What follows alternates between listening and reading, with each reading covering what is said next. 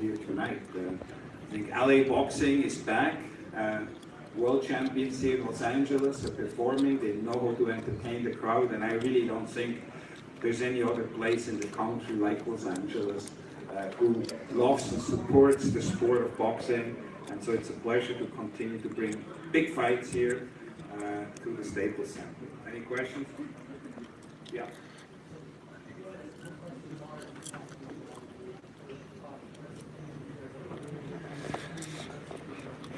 I was talking to Abner as well, and I told him, well, I think what we need to do is we need to take a little step back and just reflect on what happened. You know, I think this was a grueling fight for both guys, by the way. And, you know, Leo went in the last couple of years through some very grueling fights as well. So I think we need to take a step back, and I think the fight, you know, I love to do big fights. And I've always done that, and I will continue to do that. And I think, you know, right now, if you look at the division, in my opinion, the biggest fight to be made, the one I like to see the most as a fan, would be Leo and Gary Russell. I think that's the fight the fans want to see. So what I'm going to try to do is to see if it's possible to get that fight done. Right here at Staples Center. I really, man, if I could, I would do a fight once a month at Staples Center. But you know, it's such a busy venue, so we might have to settle for every other month. You like that, Steve? You're gonna have to change your handle back to Staples King now, okay?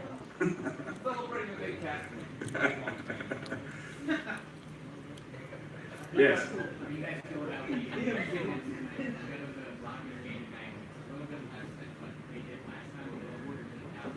I think actually it was very close. I think it was 12,800 or something like that. It was pretty much the same. But you know, what I believe in is I believe the prices were a bit higher, so the gross and the net gate will be substantially higher than the first one.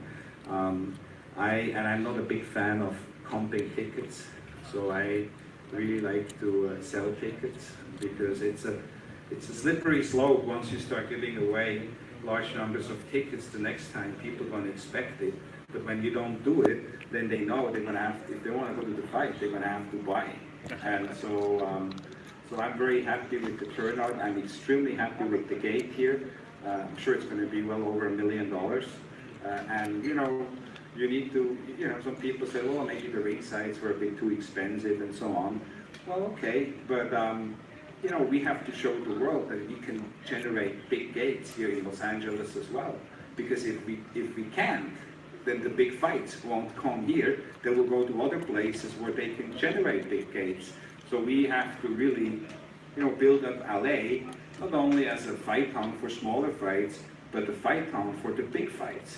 And by that, I need the help of all of you from the media, and I need the help from all the fight fans to support the fights and come out and buy tickets and not wait to see if they get comps. Because I can tell you, with Ringstar being a promoter, they'll be waiting for a long time. I do not believe, and I never did, whether it comes to tickets or whether it comes to TV as well. I believe, you know, you charge. Yeah, the World Boxing Series in the 140-pound division seems set from reports today. Is there going to be American TV for that one? Yes. I know you're going to ask me which one, and I'm not going to tell you. Because I can't. No, but there will be TV, and it's going to be a loaded tournament on the 140 and in the 118. So I can't wait. I mean, fingers crossed, there is an outside, I mean, you're going to have 2 or 3 world champions in each division, but there is an outside possibility to potentially have, and it's not guaranteed. So I just, again, as a fan, it would be unbelievable for both divisions to have all 4 world champions in it. I mean, man, that'd be amazing.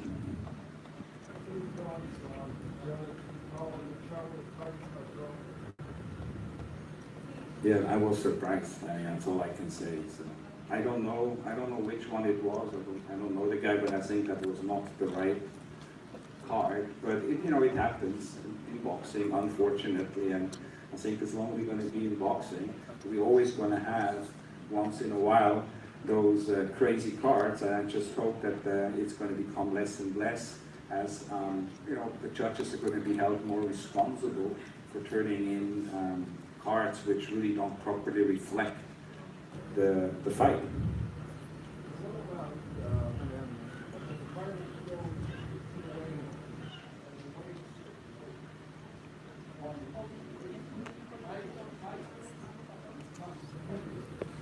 Yeah, that's a very good point. And I know Lance actually wrote a story about it, and some other reporters as well. They had this week a dehydration seminar organized by Andy Foster, who really is doing a hell of a job. He's the executive director of the California State Athletic Commission.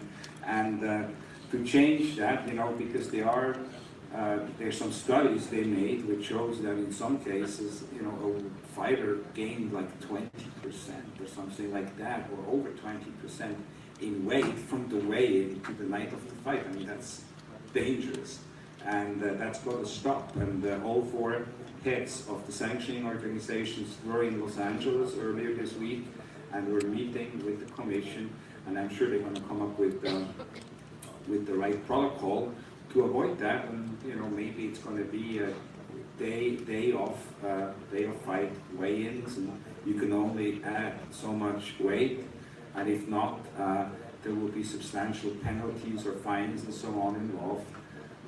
But you know, again, you have to sort of like put that in perspective as well, because if somebody gains more, and you know, the day of the fight, people in the booth cancel the event, and people flew in and they bought tickets. And I mean, how fair is it to the other guy who didn't do anything wrong, let alone all the other guys who are on the card?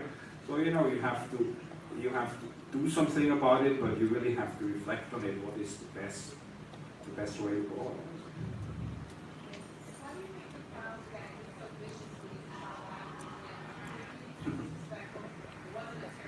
Well, you know, that's a great question, and I have, I think, the perfect answer to it. It reminded me about Floyd Mayweather. They usually reacted to him the same way. And, you know, in boxing, we have great champions, we have many champions, but we have very few fighters who are able to evoke those kind of emotions in people. Man, the whole Staples Center was booing it. You know, and that's really happened at Floyd fights. And then as Floyd, you know, did more fights and showed how talented and what he is and how great he is, you know, the cheers started to get louder and the boos started to get lower and less. And so I think you're going to see that with the Charlos as well. I mean, they are bigger than life personalities. And in boxing, we need that, you know, we need that. We need personality like that. I mean, I see it with some of my own family members that says, oh, you know, since Floyd retired, the Charlos are really our favorite fighters now. Because, you know, they have attitude. They bring more than just boxing to the game. They bring personality, and I think that's great. Yes.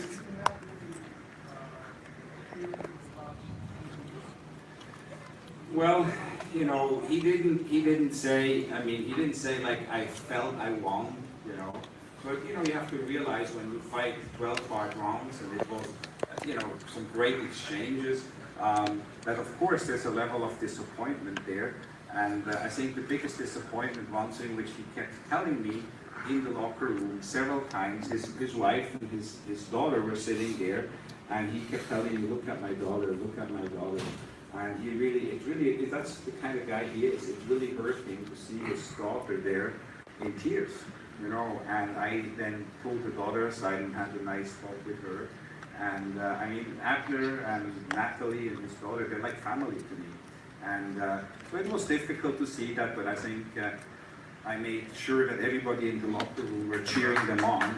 And here is the world champion, the Mexican-American superstar, who continued to throw punches and bunches. I mean, at one particular exchange, I was counting, he threw like 15 like a 15-punch combination. It's like unbelievable.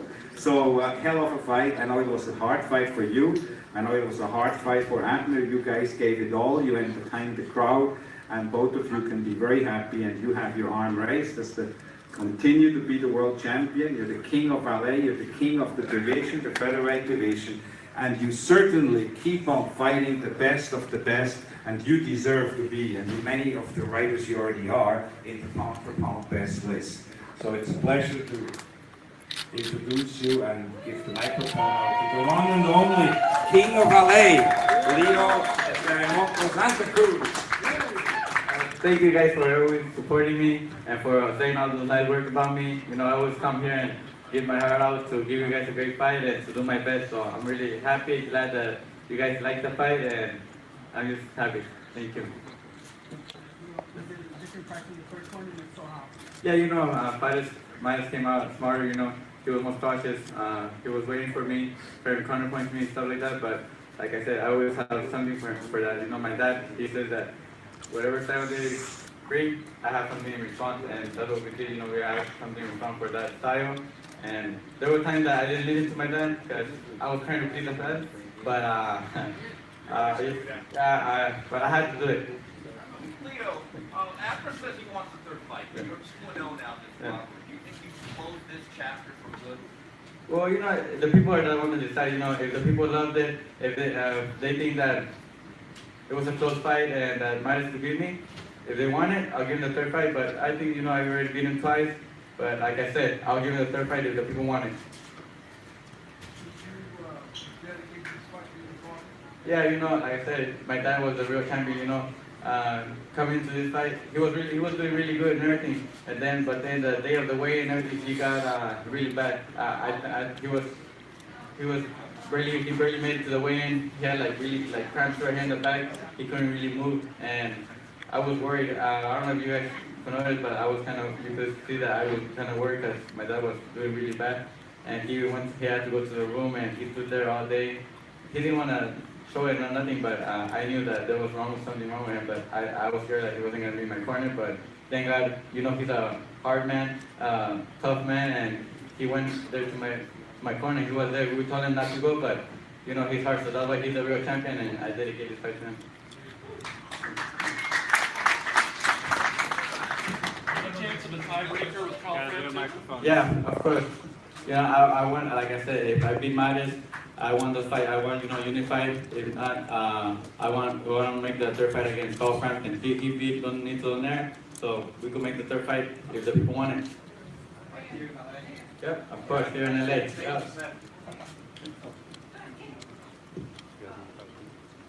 I was just going to ask, I don't know if I asked that in here, but you mentioned after the fight, Richard mentioned it earlier too, that it looks like you guys want to go after the game of the fight, right? Yeah, of course. How important is that? I'm sorry. How important is that to you to get that done at this point? You know, I want to be the best. You know, Russell is one of the champions. Oscar Valdez is another champion. Wells, he is Billy Selby. So any unification against any of those champions, you know, I'm up for it. I want to prove I'm one of the best, and to do that, I have to fight the champions, unified, and hopefully win all those titles. But you know, the promoter, sometimes the fights can happen, so we have to move to another fight. So, but whoever they make the fight, I'm ready. There was a call out between from Oscar Valdez today. How much would you want that fight to happen, and how much, you know, do you feel it would be something like this? Both guys, you know, with that Mexican American heritage. Of course, you know, he's a Mexican. He comes forward, throwing a lot of punches. I think it's gonna be a great fight because, you know, he has the same style. He comes forward, throwing those big punches. I just have to be really careful because he does, you know, he has power. He goes in with those big hooks, but like I said, you know, I have a response for everything, and I think it's going to be an entertaining fight and explosive fight too. Hey Leo, congratulations on winning Thank you. again. You know, you fought guys like Frampton and Mars now who are willing to engage with you, but Terry Russell obviously is a lot different. That's the boxing move. How do you think you would do against that style? You know, like my dad, you know, like I said, my dad's a smart man. For every fighter, he knows how to stand me. With Gary Russell, you know, timing, he's really fast and everything, but you know, timing beats speed. And I have spar in the gym with fighters that are really fast, and I do good against them because, you know, I know how to fight them. Every time they throw, I go first, and you know, I think with my pressure, you guys saw, I don't know if you guys saw, but when Joseph Diaz was pressuring, he worked the body. You guys could tell that Gary Russell went down. You know, he wasn't throwing with power. His speed wasn't there no more. But then Joseph stopped, and that's when Gary Russell kept. So I think with my pressure working the body, I think I could adjust and beat Gary Russell. Is that the fight you want next? That one or any unification, you know, Gary Russell, he's a WBC. There's Oscar Valdez, Welsh, or you know, any. I'm ready for whoever the fans want. Leo, when you know your dad is going through stuff, like he said the last couple of days, can you tell in the fight, in the corner, if he's feeling pain, or do you notice it at all, or is he good at blocking it out? Yeah. You know, he's really good at blocking it out, because you know, he always tries to show me that he's not a pain, because he knows that I worry a lot, you know, he knows that I worry a lot. So even yesterday when I told him, hey, what's wrong, because I could see in his face that he was trying to hide it from me, but I still could tell. He was like, no, I'm okay. But I knew there was like something wrong with him, but he didn't want to worry me because he knew I had a big fight, and sometimes those things make you, you know, do work. But you know, I did better because of him to make him his hopes up and to make him feel better. So because every time he sees me do good, and I knew a victory was gonna bring his hopes up, and hopefully it did. Leo, háblanos del significado de esta victoria y si le dará la revancha. Esta victoria fue para mí muy grande, era otra que me sigue moviendo mi carrera para arriba. Y si la gente la quiere, podemos hacer la tercera. Yo lo dije, si fue una pelea cerrada y que la gente le gustó, emocionante, por mí estoy dispuesto a dar la tercera o la pelea que venga, lo que sea. Leo, over your left. Did you think that you had hurt him in the 7th round and that you could have taken him out at that point? And also, how different was this fight than the first? You know, like I said, I was a bit smarter. I was, you know, trying to, you know, for him to come in and I'll step back and I use my reach more. I wasn't staying inside that long, you know, I was trying to box him, pick my perfect shots, and, you know, Manny is a tough fighter, you know, he could take some punches, and I got him with some good shots, but he could take them, he know how to survive, you know, he know how to survive, so it was, you know, tough to hurt him, and, you know, he's a great fighter. Leo, now you stated before this fight, you know, if you win, you're going to try for a unification bout, but if you weren't able to get that, you move up to 130.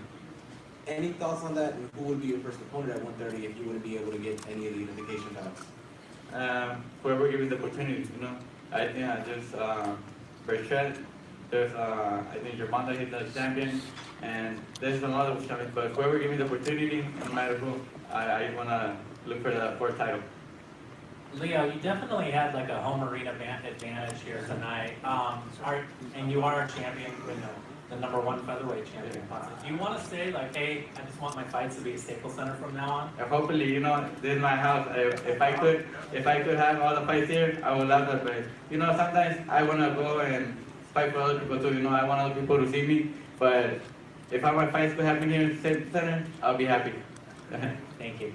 Leo, buenas noches. Antes de saludarte a ti, José, todo mi respeto y mi cariño, y sabe que lo admiro mucho. Gracias por estar con nosotros. Leo, te pregunto algo familiar porque sé que es lo más importante y quizá lo único para ti, la familia. Sí. En porcentaje, ¿qué tanto pesa el haberle dedicado a tu padre esta noche en la pelea y que se haya subido contigo? No, para mí es lo más grande. Mi papá estaba conmigo desde que empecé a boxear. Siempre estaba conmigo ahí, nos íbamos en el bus juntos. Me decía, me pegaba cuando no hacía bien para subir las manos o algo.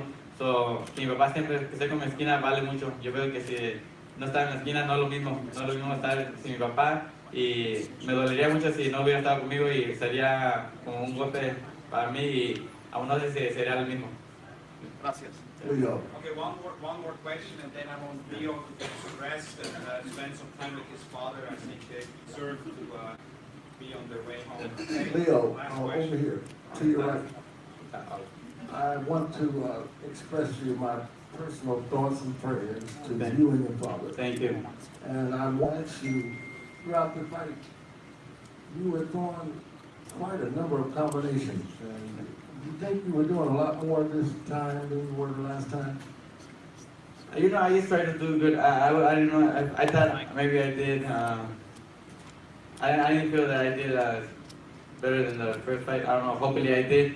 I was in there for, you know, trying to do a good fight. I went there, I was trying to make sure I was winning the fight, and if I did, you know, hopefully I did.